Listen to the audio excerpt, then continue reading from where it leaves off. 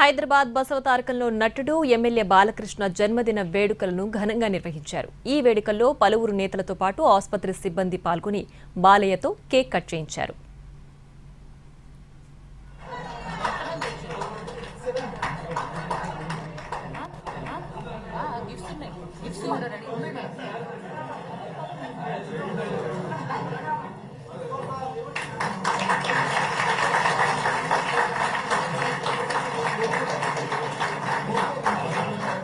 ఒక చిన్న పద్యం చెప్పాలనుకుంటున్నాను.